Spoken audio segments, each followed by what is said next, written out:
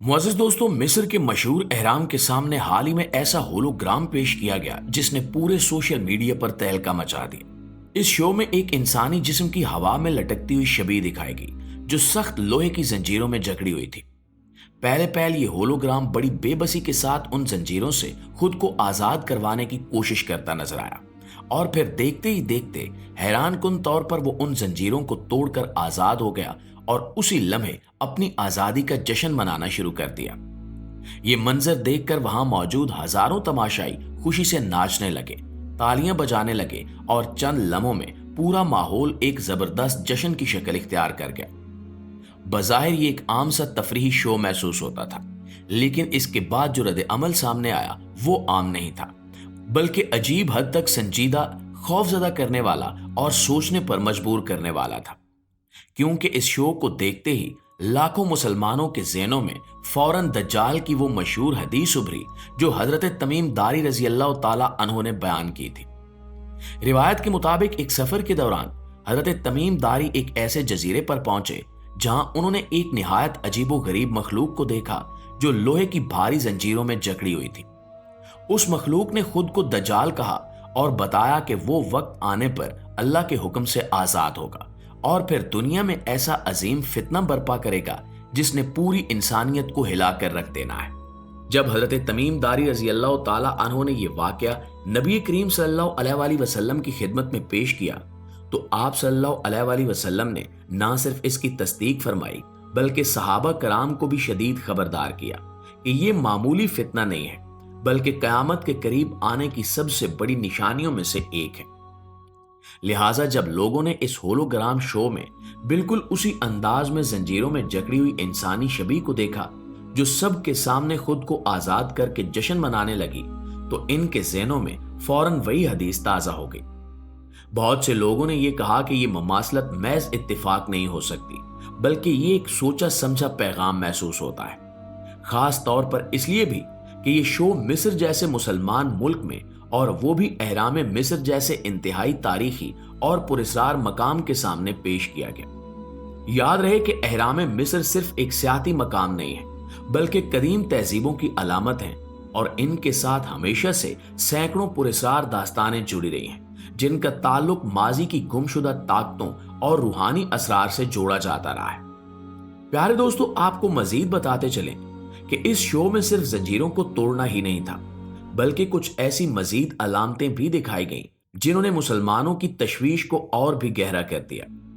सबसे पहली और नुमाया अलामत यही जंजीरों का टूटना था जो बराह रास्त उस हदीस की तरफ इशारा करता है कि दज्जाल एक तवील अरसे तक जंजीरों में कैद रहेगा और फिर एक वक्त आएगा जब अल्लाह के हुक्म से वो आजाद कर दिया जाएगा। दूसरी हैरानकुन बात यह थी कि एक गोल रोशनी का निशान था जो एहराम के बिल्कुल ऊपर जाहिर हुआ और चारों तरफ रोशनी की लहरों की सूरत में फैलने लगा। बहुत से लोगों ने इस अलामत को आंख की निशानी से जोड़ा, वही आंख जो मुख्तलिफ तंजीमों और इल्यूमिनाती जैसे गिरोहों की अलामत समझी जाती है। ये कोई आम बात नहीं है क्योंकि अहादीस में भी साफ तौर पर मौजूद है कि दज्जाल एक आंख वाला होगा, यानी कि काना होगा और उसकी एक आंख बिल्कुल बेनूर होगी।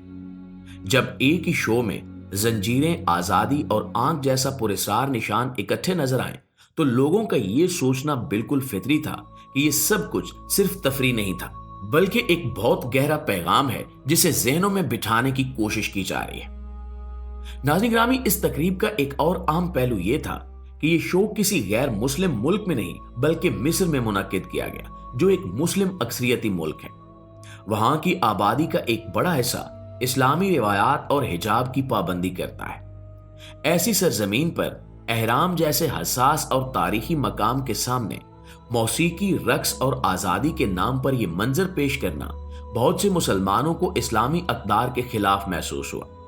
हैरत की बात यह है कि इस तकरीब में शामिल तकरीबन 30,000 अफराद में से 20,000 मकामी मिस्री मुसलमान थे। यानी ये शो सिर्फ सयाहों के लिए नहीं बल्कि बराह रास्त मकामी नौजवान नस्ल को मुतासिर करने के लिए किया गया, जिसने शकूक व शुबहात को मजीद बढ़ा दिया। खैर दोस्तों, ये होलोग्राम खत्म होते ही फौरन एक लाइव स्टेज शुरू कर दिया गया और यही वो लम्हा था जहां से पूरा माहौल यकदम इंतहाई पुरस्कार और फिक्र मंद कुन रुख इख्तियार कर गया। वहां जो गाने और स्टेज परफॉर्मेंसेस पेश की गई वो न अरब सकाफत से ताल्लुक रखती थी न इस्लामी तहजीब से, बल्कि इनमें साफ तौर पर इल्यूमिनाती और शैतानी नजरियात की चमक नजर आ रही थी।